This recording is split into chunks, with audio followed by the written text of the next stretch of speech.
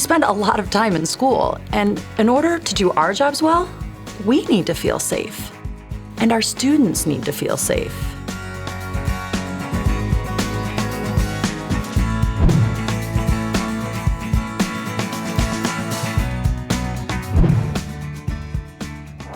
A school only has to have one student and one teacher. There you have your school. But they have to be safe. It's important to have safe schools because schools are the place where students learn. And if I don't feel safe at school, I'm not going to go to school. I know there's a lot of kids who skip school on a daily basis because they're afraid of encountering a bully or some other problem that might be there. Students who are in a climate that really is one of fear for them individually are not going to be paying nearly as much attention to the content as they would be otherwise if they feel like they don't need to worry about their person when they walk out into the hall. They're going to get slammed into a locker. They're going to get tripped. Schools are becoming more than just a place where students come to learn. You do much more than just teach. You mentor, counsel, listen, advise, and seemingly more and more, police and adjudicate. The three most difficult stages of life are probably being a teenager, being the parent of a teenager, or trying to teach a teenager. They're adults in training. They're not adults yet. That's why they're still in a public school. That's why the law says they need to be here until they're 18. And it's not like all of a sudden once they turn 18, poof. We are the only institution that every child must go through. We're the only setting that every kid in the United States of America must experience. With that being said, there's some high expectation on us. There's some legislation that goes into the educational environment. There's no legislation on what it takes to be a good parent. There's no legislation on what it takes to be a good community member. All those things, those strategies and skills that develop into good parents, develop into good employees, develop into good politicians and good lawyers and good doctors and teachers and cab drivers and food service, whatever it may be, all start within the educational setting. So we have become somewhat of a social services agency. Now that is reprehensible to many educators. To me, we're here for kids. We're here for kids in their academic and intellectual endeavors. We're also here for kids for their emotional and social needs. And no matter how they come to us, and at what age and in what condition, that's why we're here, that's why we exist. Something else that's changing our schools in many ways, bullying and cyberbullying.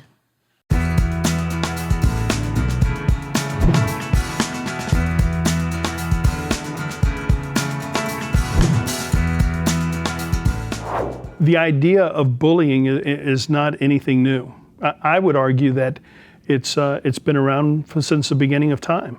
That's something that's always existed, no matter what the size of the school is, no matter which community that school is in. There's a flavor of bullying that can take place. The way we describe it to our kids is everybody has a right to their education, and if you're infringing upon that right, then there's an issue.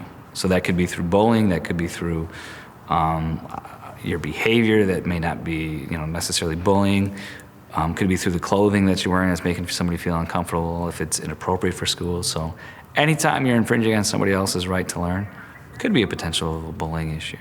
Bullying is basically when someone repeatedly harasses, intimidates, threatens, or otherwise makes life miserable for someone. In most definitions of bullying, there's a power differential. The bully has power over the target or the victim. Repetition is an important characteristic in bullying and cyberbullying, because if I'm picked on once or assaulted just one time, that's different than if it happens repeatedly, weekly, monthly, every other day. It seems that you can hardly go to an internet news site, open a newspaper, or turn on a television without seeing a story on bullying. Bullying presents social, moral, legal, and economic challenges to you and your school.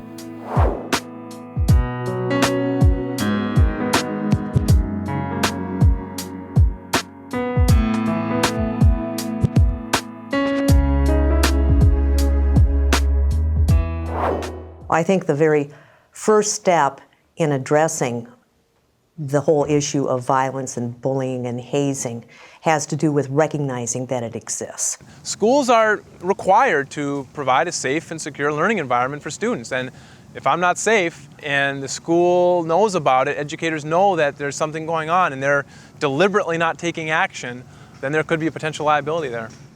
From a legal perspective, if a teacher is aware that bullying is going on and does nothing, they end up bringing themselves into the litigation as a contributing player to whatever that result might be.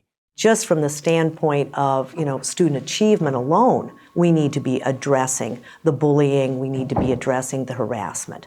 But on a bigger moral picture, we need to do it because it's the right thing.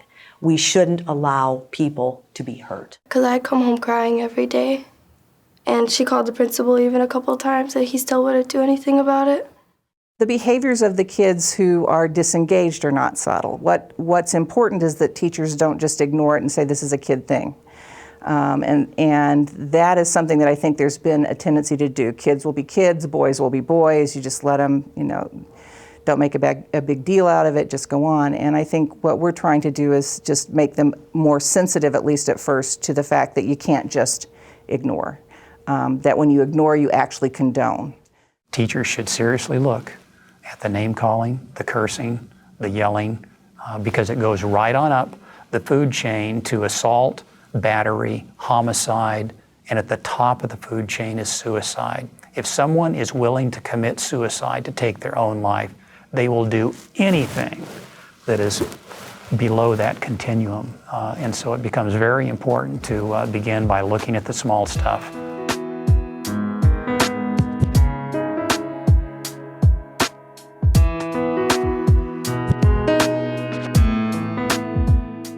I happened to see Sean, we got to talking. Things weren't going so well in his life. He had told me that he was going to end it and was going to take out the school. I asked him exactly, what do you mean?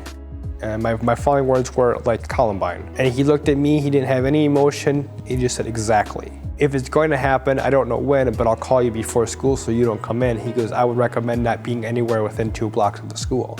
The morning after I got up, I asked my mom, did anybody call? She said no. I physically ran to the school, and I spoke with Mr. Mino, and I gave him the exact same information. He told me he was going to take out the school. Not more than I mentioned the word take out the school, he had the liaison officer in the office and saw the news and just seen everything that came out, and I actually broke into tears. I watched them pull out boxes of firearms, 1 or 2 AK-47, shotguns, hunting rifles, thousands of rounds of ammunition, homemade fire bombs, pipe bombs. If both the napalm and the bombs were to go off, it would have leveled the school. They had actual plans written out, and they were gonna basically just go in, and whoever they felt shouldn't be alive, they were just gonna fire upon. And they knew that the police officers were gonna come in, and they were gonna basically go out suicide by cop. With all the emotion and emotional energy that surrounds the subject of bullying, we have to maintain a level of balance to make certain that we don't become so hypersensitive that even truly good-natured teasing and joking among friends and acquaintances is viewed and treated as bullying. I tease some of my friends. Me and some of my friends over here, we're real close. And I tease on them, but then, I make sure, they know I'm joking, stuff like that, But I would never, purposefully pick on them to the point where they're upset. And obviously, we understand friendships and kids having fun, and we want them to have fun. There's jabbing back and forth between friends, but oftentimes that may not be the case. It's almost unavoidable.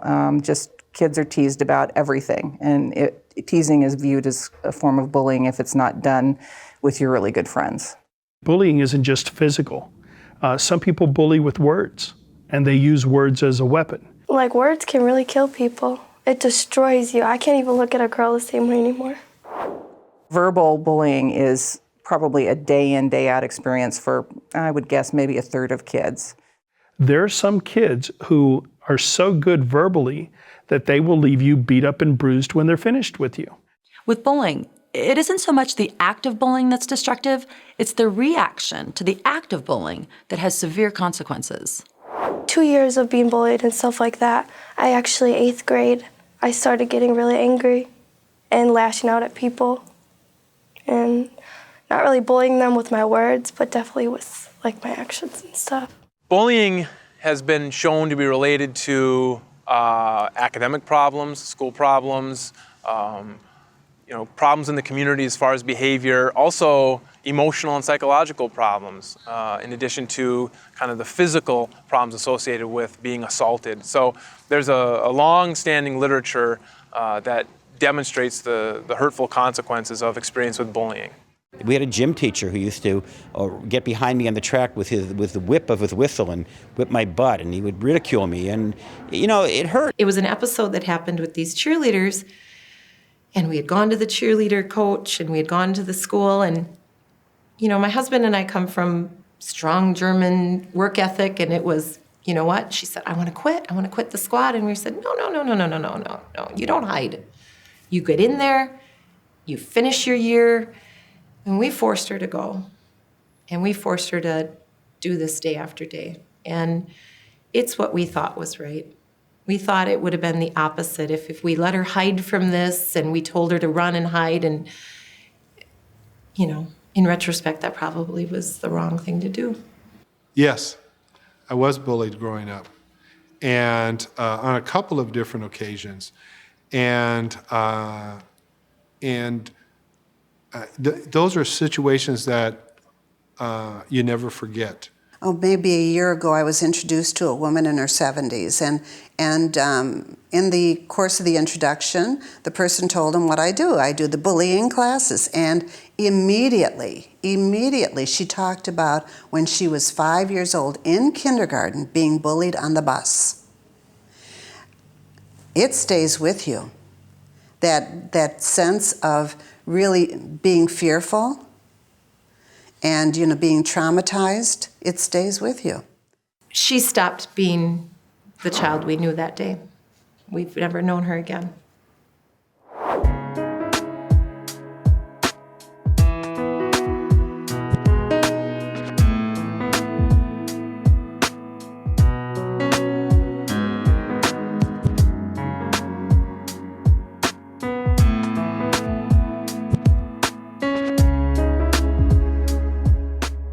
I don't think a lot of people realize that there are long-term negative consequences associated with bullying.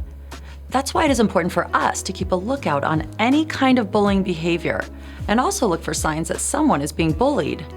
That last item can be tricky, especially considering what masters of deception kids can be.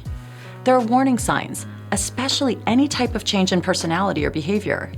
Keep a lookout for these other signs. If you can, pay attention to the child's appearance. Are their clothes damaged in any manner? Do they have cuts or bruises, and are they trying to hide them?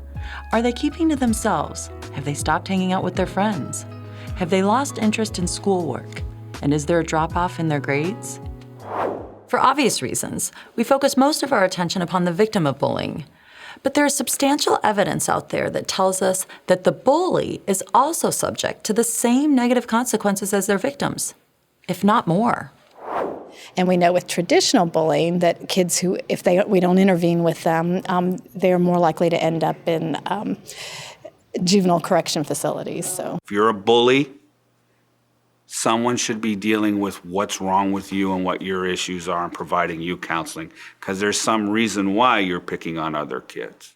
A lot of times the individual doing the bullying has either been bullied, have issues that are connected to a home environment, where there's frustration, there may be degrees of anger that they haven't had a chance to deal with. We can't just punish. We have to find out the reason and help them overcome that reason for why they bully. And that's the almighty answer. And it's not and that can't be canned in a program. That's teachers and staff and administration and the community coming together and working and connecting with kids and creating those relationships and finding out what is their need to become better people. And once we do that, we're going to transform not only schools, but transform our communities and our future. If you needed a reason to stop the cycle of bullying, the potential lifelong adverse effects that the bullies are subject to provide some motivation. Here are a few signs that you should look for if you suspect that a child may be involved in bullying. Does the child seem argumentative? Do they act impulsively, have little or no regard for rules and regulations? Do they have a tendency to dominate their friends? Do they seem depressed, not interested in school or schoolwork, views violence and aggression as positive behaviors? Here are some strategies to use in school on a day-to-day basis to keep an eye out for bullying. Meet and greet outside the classroom door before class gets started. You get a quick 1-second read of that student's behavior, their attitude for that day. And then you start asking questions. Good to see you today, John. Why such a long face? And so you see what's going on. If you're out in the hallways, you pay attention to what's going on. And that as teachers, it's not just about what happens in your classroom or what happens in the hallway. It's about understanding what happens around the backside of the building and knowing on what goes on there as well. And how do we improve the climate so nothing goes on there? Because all the kids will know where you go to get away from the teachers to do what you want to do. It usually happens at lunchtime or like recess or stuff like that when teachers aren't around and most of the kids are just around. But I just go to the bathroom and cry, that's how. They had been planning how to ruin me for a while, and they'd stolen my phone and gone through my texts and built up a lot of stuff against me. And they actually waited for me one day after cheerleading, and I got in the locker room and they were all waiting for me there, and they cornered me and started screaming at me, and it was pretty traumatic. It's not good enough anymore to just say to the misbehaving or the bullying person, knock it off, because they're not going to knock it off. And it creates a lack of credibility from the person being bullied, because nothing ever really seems to be done about it by an adult or a person of authority. Our students know, and we have signs throughout school about what bullying is, that we want students to feel safe. But teachers actually have on their doors or near their doorway, I'm somebody that wants to hear about bullying or harassment, and I'll do something about it.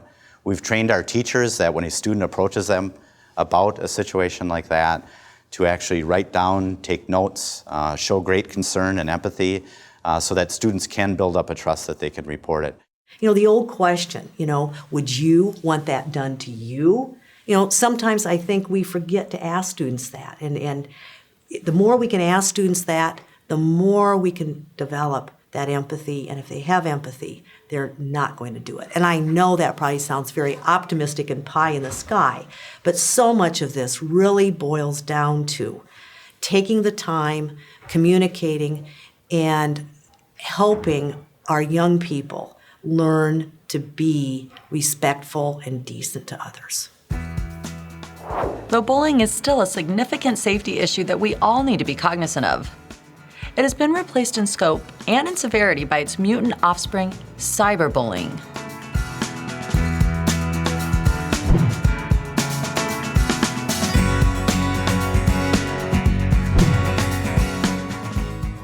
Our formal definition of cyberbullying is willful and repeated harm inflicted through the use of computers, cell phones, or other electronic devices. But basically what cyberbullying is using technology to cause harm. So that can be through a computer on the World Wide Web or through cell phone text messages. A lot of the forms of relational aggression, rumor spreading, gossip, and other kinds of more subtle aggression can also be carried out much more efficiently using technology. There's always been bullying. We've always been an aggressive species. Homo sapiens sapiens is by nature aggressive. But this is the first time the aggression has been out there and so visible and so apparent. And the first time our native aggression, our natural instincts, stare back at us the way they do with cyberbullying. We do have a number of folks that carry that mentality of if somebody does something to you, you better do something back to them. And as long as our kids are being told that by people they love and respect, that is the appropriate response to those things. Kids see that what's been typed on that computer as just as much a slap across the face as a physical slap across the face. And we have a hard time helping them dial that back. Cyberbullying may share some of the DNA of bullying, but the delivery system of cyberbullying and the ability of the cyberbully to hide in the shadows of anonymity make it a different animal altogether. Many times the bullies themselves don't realize the harm that they're causing and realize the potential consequences of that. They think that, well, it's just text, we're just playing a joke, we're just having fun, I think this is funny.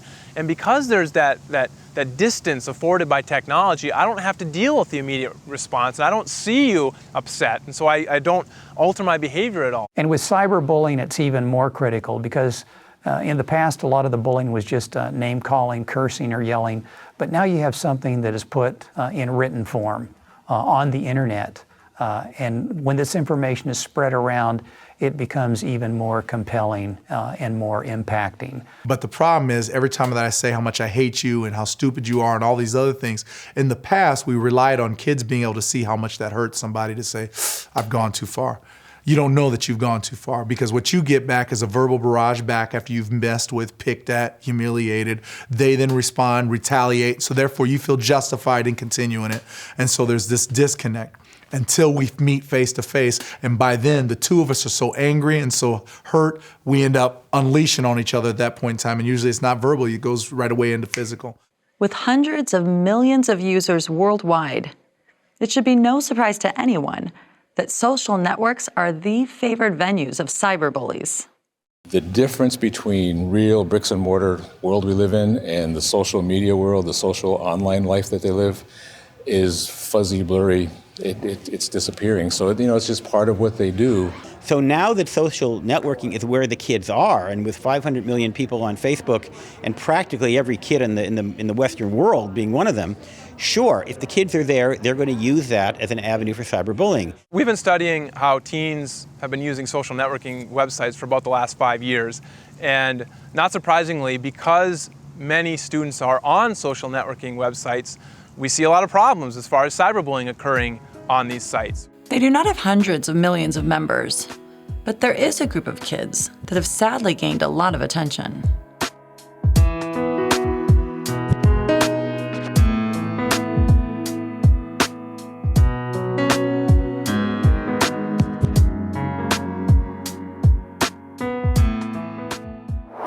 Kids who are involved in cyberbullying either way have correlationally have higher rates of depression, lower self-esteem, and higher anxiety, lower school achievement, and even higher rates of suicidal ideation. Kids who experience cyberbullying have more suicidal thoughts. They attempt suicide more often.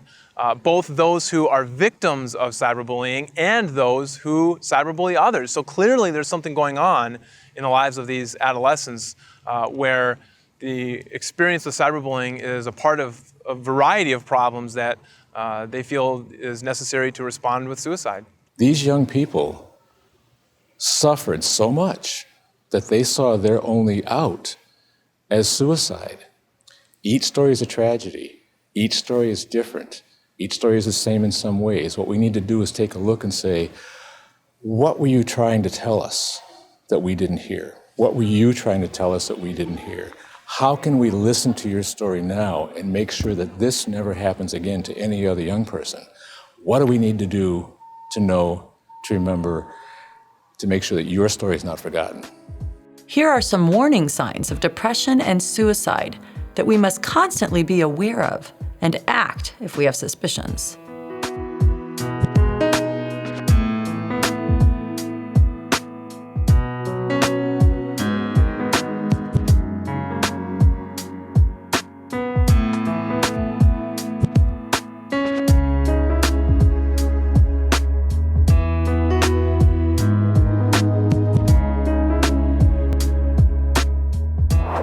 On to some statistics that are not as troubling and, to be quite honest, a bit surprising. Statistics show that males are more likely to bully and to be bullied. However, with cyberbullying, that is not the case. You think about the type of bullying that girls have always been engaging in over the years, and it's tailor-made for technology. The rumor spreading, the gossip, the name-calling, and the behind-the-back stuff. And so we shouldn't be surprised that the girls are picking up on this. It's not surprising that those girls found and find online a safe place to vent their frustrations in a way very much that they wouldn't be able to, slug someone on a schoolyard, because that's kind of counter to girl type of activity. They can now slug someone online and empower themselves in a way that they never have before. Girls have been bullying each other probably just as long as boys have, but they're just more subtle with it. They're more creative. It's less visible. It's less physical, so you don't see it as often. Cyberbullying poses some unique challenges to schools, especially when the cyberbullying happens off campus and during off hours. Well, now with technology, the schoolyard doesn't end where we thought it ended. I mean, at this point, it goes and goes and goes and goes. Most cyberbullying, for example, takes part away from school. Kids using their own computers on their own time, sending messages to others outside of school. So educators wonder, what's my responsibility here? What's my role? I can't discipline students for their off-campus behavior, when in fact we know they can, it's just more difficult. What oftentimes happens is something happens outside of the school hours, outside of the school day. Sometimes it involves our kids on both ends. Sometimes it involves one of our kids on one end and somebody else as far as another district student on the other end. And they bring in those emotions, those feelings into school. Yep, sometimes we got to deal with it. Sometimes we don't even know it exists. Technology usage policies vary from school to school, district to district. We've seen no phone zones, and we've also seen educators embrace the technology. We have a policy that we allow kids to use their cell phones and digital devices. Obviously, they sign an agreement knowing that if they misuse it in school, we can view that and view the contents of that. So they're giving up that right for the right to use it in school. There's times when students may use their technology devices and times when they can't. We encourage students to bring in their cell phones and to engage their cell phones in a learning environment. We've got a lot of our teachers that are using texting and whatnot and to engage students in their classroom. We've been kind of a leader in the area. Kids come into us with a totally different knowledge base of it, and to varying degrees. I mean, some people have broadband internet at home, some people don't have internet at home. Yet when they come here, we're going to expect them all to have a good skill set, a similar skill set, or we got to work to teaching them that. So then you got to differentiate your instruction as much as possible, in addition to teaching the content of the classrooms and what you're after.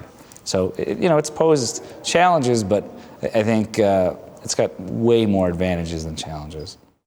We know that you have a difficult job. As teachers, not only are you expected to educate our students, but be on the front lines of maintaining school safety. Teachers are really the front line of defense as far as identifying any problems that come up among students. They can tell when something's just not right with a student, so they should inquire. They should talk to students about what's going on and then come up with a course of action. We also try to do our best to keep tabs on the MySpace accounts and the Facebook accounts and the Twitter, and you can go down the line of all the stuff that's out there. We get the precise kinds of campuses that we deserve when we do nothing and look the other way. Because when you look at the major school shootings, most of them didn't start with somebody just going into the campus and pulling the trigger of a gun. There's something that happened before that.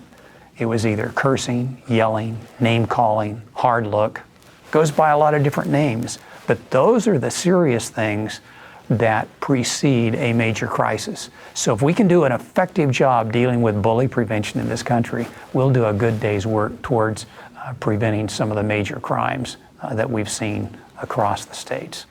They realize their calling. Their calling is not only to create people that are strong in math and history and technology, but is to create good young men and women that are contributing members of our societies. We really focused on what are our expectations at the classroom level and at the building level, teaching those expectations, making sure everybody's got them, make sure everybody understands them, and then providing reinforcements both on the positive end of it and on the discouraging end of it, of the type of behaviors that we don't want to see. When we don't see the success happening there, going back over retooling and find out what we need to do differently. Someone once said that teaching is a hard job and a heart job.